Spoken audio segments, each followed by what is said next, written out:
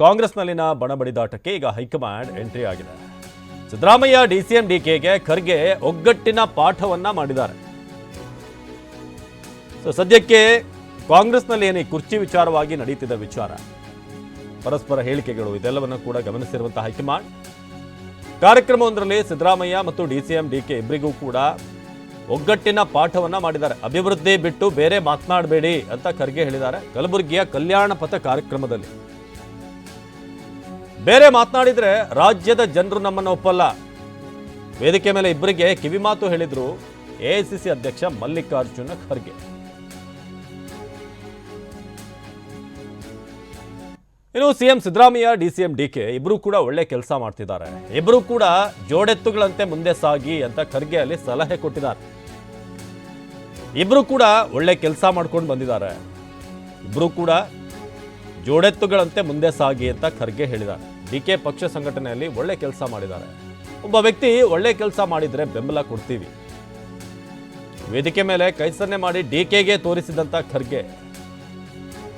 ಖರ್ಗೆ ಈ ಮಾತನ್ನು ಹೇಳಿದಾಗ ಡಿಕೆ ಶಿವಕುಮಾರ್ ನಸುನಕ್ಕರು.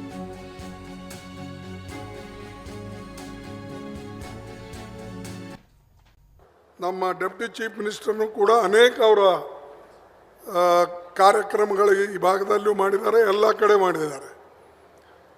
ವಿಶೇಷವಾಗಿ ಪವರ್ ಮಿನಿಸ್ಟರ್ ಆಗಿ, ಇರಿಗೇಷನ್ ಮಿನಿಸ್ಟರ್ ಆಗಿ ಮತ್ತು ನಮ್ಮ ಕಾಂಗ್ರೆಸ್ ಪಕ್ಷದ ಅಧ್ಯಕ್ಷರಾಗಿ ಅನೇಕ ರೀತಿಯಿಂದ ಅವರು ಪಕ್ಷಕ್ಕೆ, ಸರ್ಕಾರಕ್ಕೆ, ಜನರಿಗೆ ಸೇವೆ ಮಾಡಿಕೊಂಡು ದುಡ್ಕೊಂಡು ಬಂದಿದ್ದಾರೆ.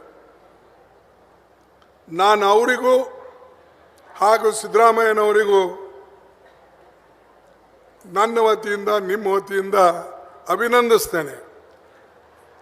ಹೀಗೆ ಒಂದಾಗಿ ನೀವು ಹೋಗಿ ರಾಜ್ಯದ ಅಭಿವೃದ್ಧಿ ಕಡೆ ಹೆಚ್ಚಿನ ಗಮನವನ್ನು ಕೊಡ್ರಿ ಹೊರತಾಗಿ ನಾವು ಅಭಿವೃದ್ಧಿ ಬಿಟ್ಟು ಮಾತನಾಡಿದರೆ ಖಂಡಿತವಾಗಿ ಜನ ಎಂದು ನಮಗೆ ಮೆಚ್ಚೋದಿಲ್ಲ.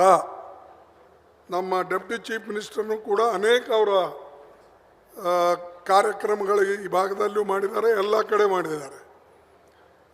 ವಿಶೇಷವಾಗಿ ಪವರ್ ಮಿನಿಸ್ಟರ್ ಆಗಿ, ಇರಿಗೇಷನ್ ಮಿನಿಸ್ಟರ್ ಆಗಿ ಮತ್ತು ನಮ್ಮ ಕಾಂಗ್ರೆಸ್ ಪಕ್ಷದ ಅಧ್ಯಕ್ಷರಾಗಿ ಅನೇಕ ರೀತಿಯಿಂದ ಅವರು ಪಕ್ಷಕ್ಕೆ, ಸರ್ಕಾರಕ್ಕೆ, ಜನರಿಗೆ ಸೇವೆ ಮಾಡಿಕೊಂಡು ದುಡ್ಕೊಂಡು ಬಂದಿದ್ದಾರೆ.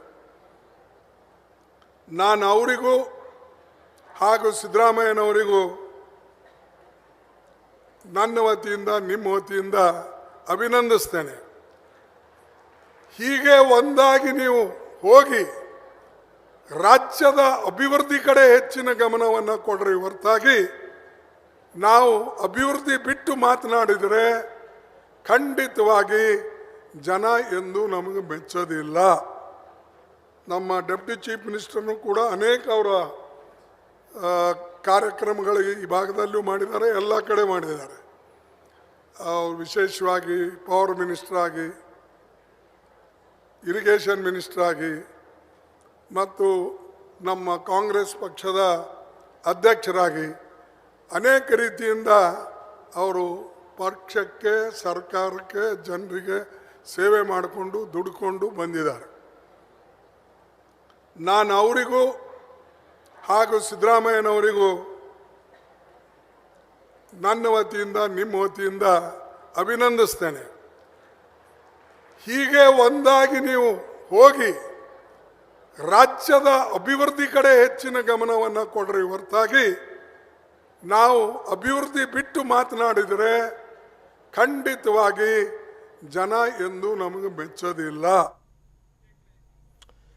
ಈ ಬಗ್ಗೆ ಹೆಚ್ಚಿನ ಮಾಹಿತಿಯನ್ನು ನೀಡ್ತಾರೆ ದತ್ತಾತ್ರೇಯ ಪಾಟೀಲ್ ನೇರ ಸಂಪರ್ಕದಲ್ಲಿ. ದತ್ತಾತ್ರೇಯ, ಮಲ್ಲಿಕಾರ್ಜುನ ಖರ್ಗೆ ಅವರು ಸಿದ್ದರಾಮಯ್ಯ ಮತ್ತು ಡಿಕೆ ಶಿವಕುಮಾರ್ ಇಬ್ಬರಿಗೂ ಕೂಡ ಒಗ್ಗಟ್ಟಿನ ಮಂತ್ರವನ್ನು ಹೇಳಿರುವಂಥದ್ದು ಇದೇ ಮೊದಲನೇ ಬಾರಿ ಅಲ್ಲ. ಹಿಂದೆ ಕೂಡ ಕೆಪಿಸಿಸಿಯ ಕಾರ್ಯಕ್ರಮವೊಂದರಲ್ಲಿ ಅಲ್ಲಿ ಜೊತೆಯಾಗಿ ಮಧ್ಯೆಯಲ್ಲಿ ಕೂರಬೇಕಾದ್ರೆ ಹೇಳಿದ್ರು ಅವರು ಇಬ್ಬರಿಗೂ ಕೂಡ ಒಟ್ಟಾಗಿ ಹೋಗಿ ನೀವು ಅಂತ.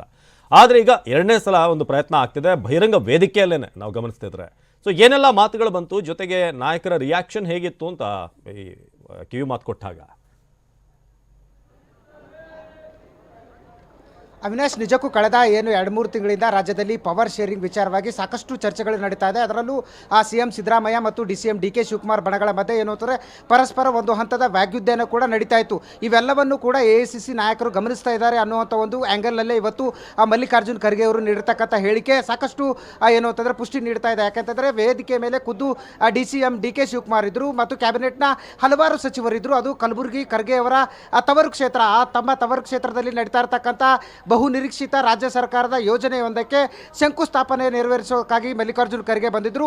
ಈ ಸಮಯದಲ್ಲಿ ಇಬ್ಬರು ನಾಯಕರನ್ನ ಹಾಡಿ ಹೊಗಳಿದ್ರು. ಮೊದಲ ಹಂತದಲ್ಲಿ ಏನು ಅಂತಂದರೆ ಇಬ್ಬರು ಕೂಡ 16 ಬಜೆಟ್ ಮಂಡಿಸಿದಂಥ ಸಿದ್ದರಾಮಯ್ಯನವರು ಕೂಡ ಇಡೀ ದೇಶದಲ್ಲೇ ನಂಬರ್ 1 ಸ್ಥಾನದಲ್ಲಿದ್ದಾರೆ ಮತ್ತು ಇದೇ ಮೊದಲ ಬಾರಿಗೆ ಏನು ಅಂತಾರೆ 16 ಬಜೆಟ್ ಮಂಡಿಸಿದಂಥ ವ್ಯಕ್ತಿ ನಮ್ಮ ರಾಜ್ಯದವರು ಅನ್ನೋಂಥ ಒಂದು ಮೂಲಕ ಏನು ಅಂತಾರೆ CM ಸಿದ್ದರಾಮಯ್ಯನವರು ಕೂಡ ಹಾಡಿ ಹೊಗಳಿದಂಥ ಖರ್ಗೆ ಅವರು DCM DK ಶಿವಕುಮಾರ್ ಅವ್ರಿಗೂ ಕೂಡ ವಹಿಸಿದಂಥ ಜವಾಬ್ದಾರಿ ಈ ಹಿಂದೆ ಏನು ಪವರ್ ಮಿನಿಸ್ಟರ್ ಆಗಿದ್ದರು, ನೀರಾವರಿ ಸಚಿವರಾಗಿ ಮತ್ತು ಪಕ್ಷದ ಅಧ್ಯಕ್ಷರಾಗಿ ಯಾವೆಲ್ಲ ಕಾರ್ಯಕ್ರಮಗಳನ್ನು ಮಾಡಬೇಕಿತ್ತು ಮತ್ತು ಸಂಘಟನೆಯನ್ನು ಯಾವೆಲ್ಲ ರೀತಿಯಾಗಿ ಮಾಡಬೇಕಿತ್ತು ಅವೆಲ್ಲವನ್ನು ಕೂಡ ಅಚ್ಚುಕಟ್ಟಾಗಿ ಮಾಡಿದ್ದಾರೆ. ಮತ್ತು ಅದೇ ಕಾರಣಕ್ಕಾಗಿ ಇಬ್ಬರ ನಾಯಕತ್ವದ ಒಗ್ಗಟ್ಟಿನಿಂದಾಗಲೇ ರಾಜ್ಯದಲ್ಲಿ ಅಧಿಕಾರಕ್ಕೆ ಬಂದಿದೆ ಸರ್ಕಾರ. ಮತ್ತು ಇವೆಲ್ಲವನ್ನು ಕೂಡ ನಾವು ನೋಡ್ಕೊಂಡು ಹೋಗಬೇಕು ಮತ್ತು ರಾಜ್ಯದ ಜನತೆಗೆ ನಾವೆಲ್ಲ ಏನು ಮಾತು ಕೊಟ್ಟಿದ್ದೀವಿ ಅದನ್ನೆಲ್ಲ ಉಳಿಸ್ಕೊಂಡು ಹೋಗಬೇಕೇ ಹೊರತು ನೀವಿಬ್ಬರು ಬೇರೆ ದಿಕ್ಕಿನಲ್ಲಿ ಹೋದರೆ ನಮಗೆ ಕಷ್ಟ ಆಗುತ್ತೆ ಅನ್ನುವಂಥ ಒಂದು ಸಂದೇಶವನ್ನು ಖುದ್ದು ಜನರ ಎದುರಿಗೆ ಅಂದರೆ ಬಹಿರಂಗ ವೇದಿಕೆಯಲ್ಲಿ ಏನಂತಾರೆ DK ಶಿವಕುಮಾರ್ ಅವರಿಗೆ ಮಲ್ಲಿಕಾರ್ಜುನ್ ಖರ್ಗೆ ಅವರು ಕಿವಿಮಾತು ಹೇಳಿರ್ತಕ್ಕಂಥದ್ದು.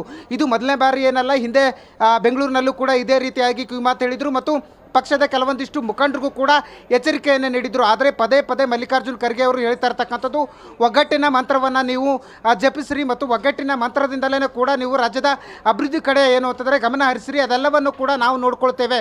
ಪವರ್ ಶೇರಿಂಗ್ ಇರ್ಬೋದು ಮತ್ತು ಯಾವ ಸಮಯದಲ್ಲಿ ಯಾರಿಗೆ ಸೂಕ್ತ ಜವಾಬ್ದಾರಿ ನೀಡಬೇಕು ಅನ್ನೋದನ್ನು ನಾವು ನೋಡ್ಕೊಳ್ಳುತ್ತೀವಿ ಅನ್ನುವಂಥ ಒಂದು ಮಾರ್ಮಿಕ ಮಾತುಗಳನ್ನು ಕೂಡ ಇವತ್ತು ಕೂಡ ಆಡಿದ್ರು.